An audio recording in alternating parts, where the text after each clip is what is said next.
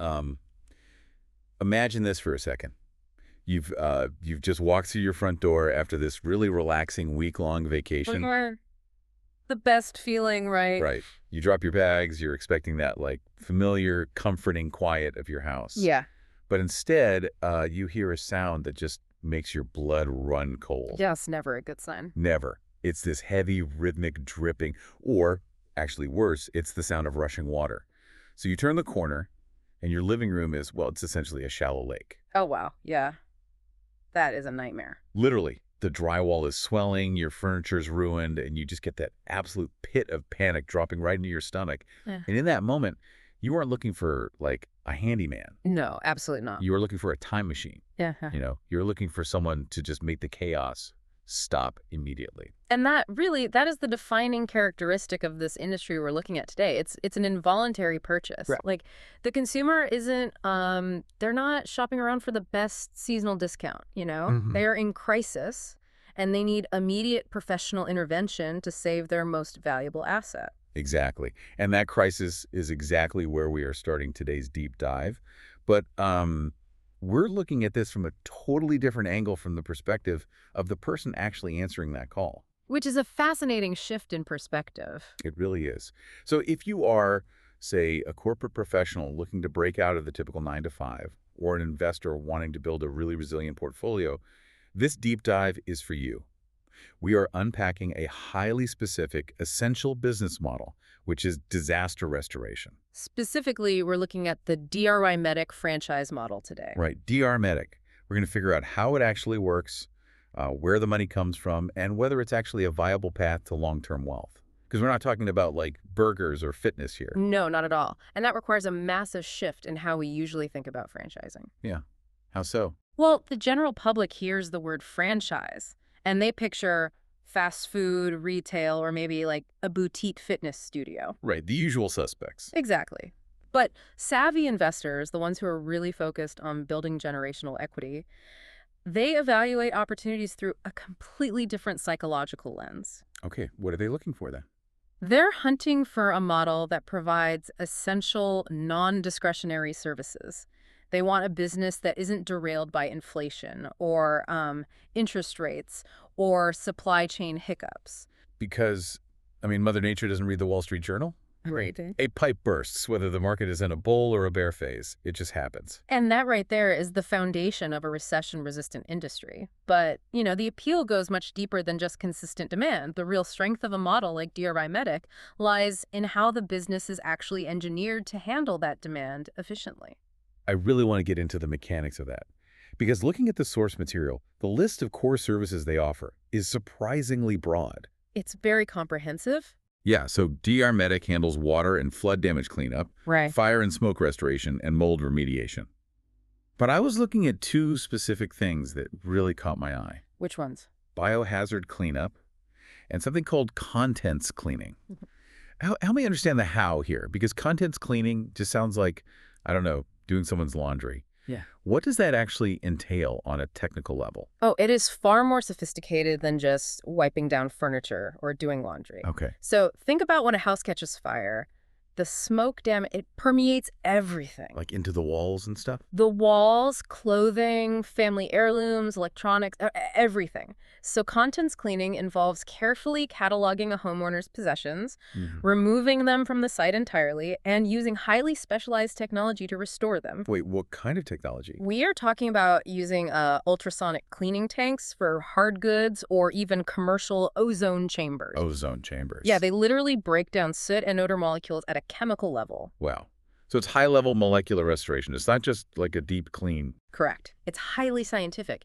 And then you pair that with their full reconstruction services. Right, because the house is still torn apart. Exactly. Once the water is extracted or the mold is mitigated, the franchise actually manages the process of putting the drywall back up, painting, and restoring the property to its exact pre-loss condition. That makes a lot of sense. From a business perspective, providing that end-to-end service is brilliant. You basically retain the customer for the entire life cycle of the disaster. Okay, let's talk about the money then.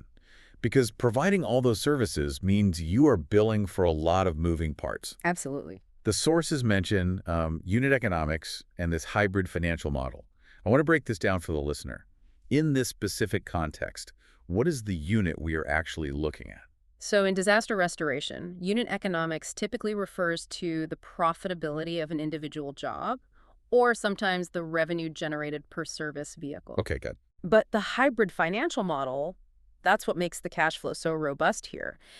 It refers to the two distinct ways the franchise gets paid, which is insurance claims and direct consumer payments. See, here's where it gets really interesting to me. I kind of view it like a well-diversified investment portfolio. That's a good way to put it. It's like having blue-chip dividend stocks paired with high-growth tech. Right. You have institutional money coming in through these insurance claims alongside those direct consumer payments. Exactly. But wait, I do see a massive red flag there for a new owner. Let's hear it. Okay, let's say I launch my franchise today. My first big job is, I don't know, a $30,000 flood mitigation. A great first job. Sure, but if that money is coming from a massive insurance conglomerate, I am essentially waiting on a huge bureaucracy to cut me a check. Doesn't dealing with insurance companies just completely slow down cash flow for a new owner? How do you survive those 60 or 90-day payment delays without just running out of working capital? And that right there is the exact trap that destroys independent mom-and-pop restoration companies. Really? Just the waiting? The waiting and the disputes. They do all the hard work, but they don't know how to speak the insurance company's specific language. So their invoices are disputed, they get kicked back, and they're delayed for months. Oh, man. That would be brutal. It is, but DRYmedic solves this structurally. The franchisor trains owners on industry-standard estimating software platforms like Xactimate. Xactimate. Okay, what does that software actually do for the owner? So it calculates line item costs for disaster mitigation using pricing databases that the insurance companies themselves actually helped build and approve. Wait, really? The insurance companies approve the prices? Yes. So when a DRYmedic owner submits that $30,000 estimate, it is already pre-formatted in the exact bureaucratic language the insurance adjuster needs to see. Oh, wow. Yeah, it drastically reduces disputes, and it massively accelerates the payout timeline. Oh, I see. It's almost like having a translator. So you aren't just selling the physical cleanup, you are basically selling administrative efficiency to the insurance company. You are. And that is a massive value proposition for the homeowner, too. How so? Well, think about it.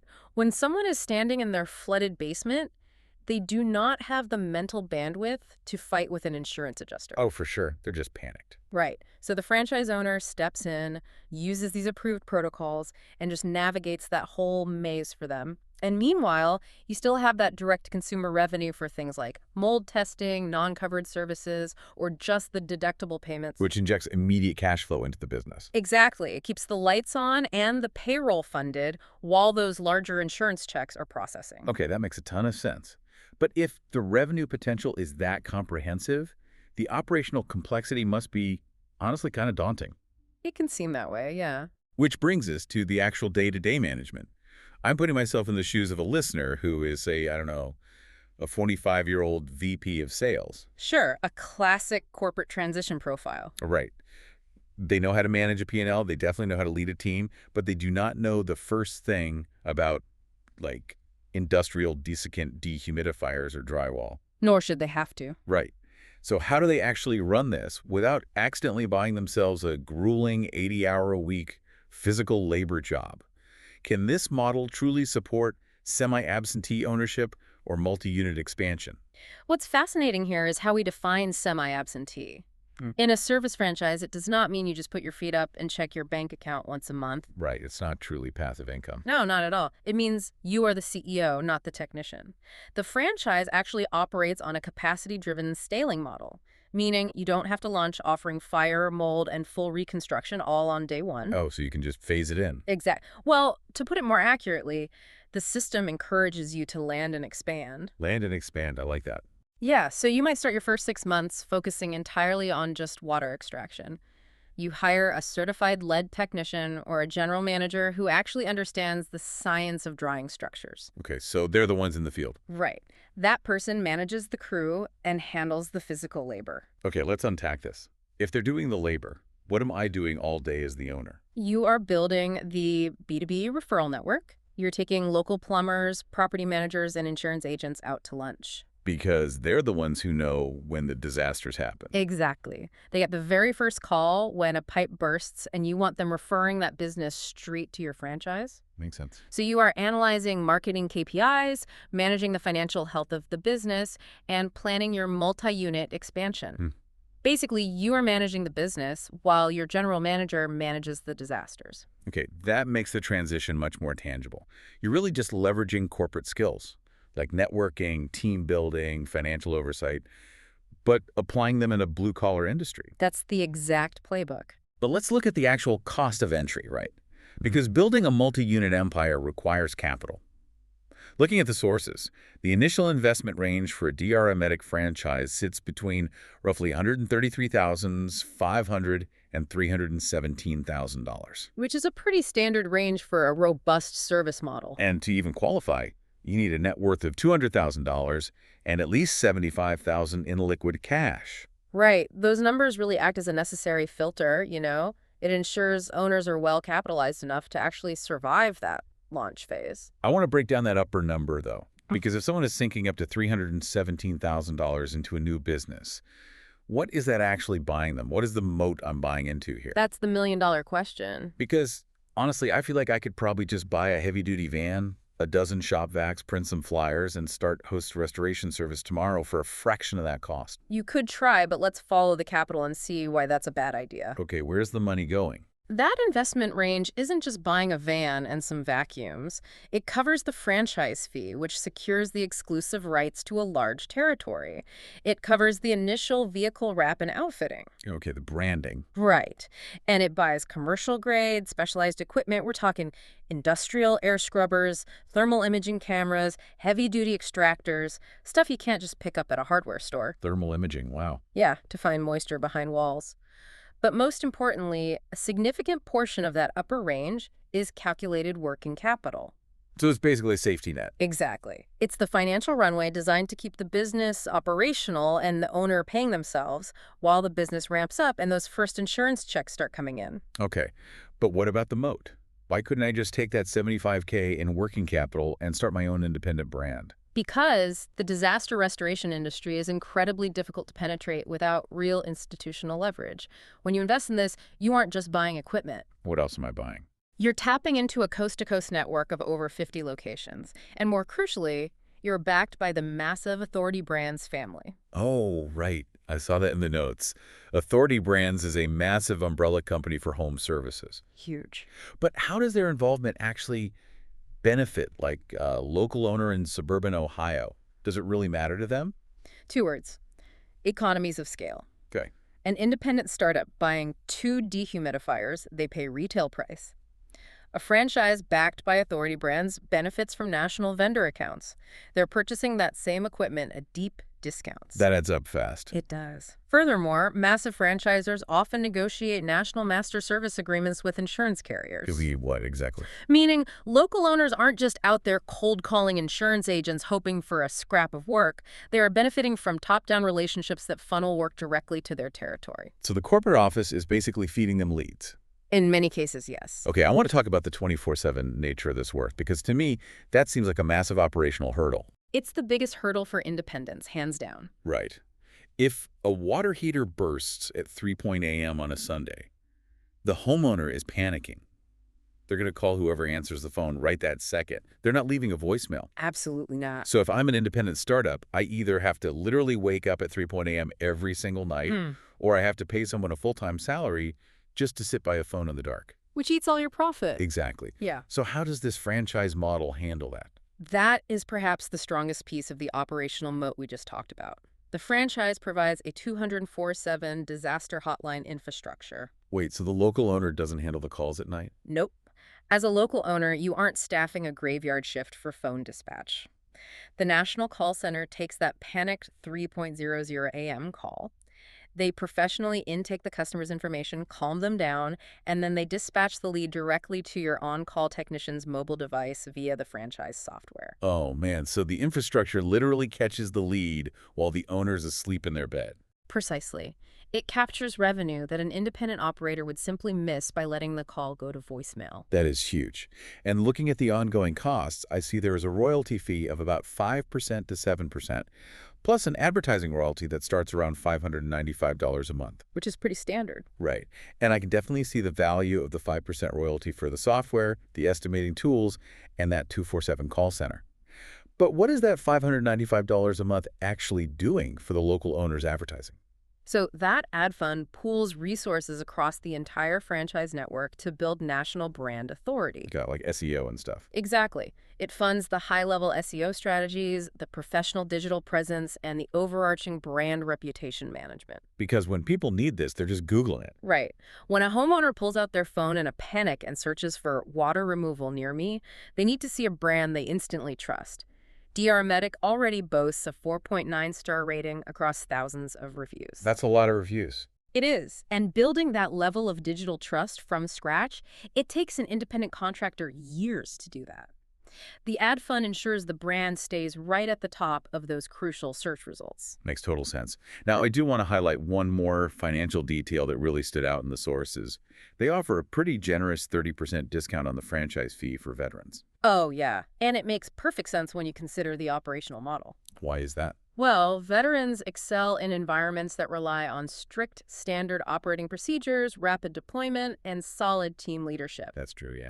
They are uniquely conditioned to handle chaotic situations with calm, structured responses, which is, frankly, the exact DNA of a successful disaster restoration owner. That is a great point. Plus, you are entering into a 10-year renewable franchise agreement here. So you aren't just, like, creating a temporary job for yourself. You are securing a decade-long runway to build a tangible asset. An asset you can actually exit. Right. Something you could eventually sell to a private equity firm or maybe pass down to your kids. And that right there is the ultimate goal of franchise buyer psychology. You're building equity, not just income. Wow. We have covered a tremendous amount of ground here today. Let's synthesize this for you, the listener. Sounds good.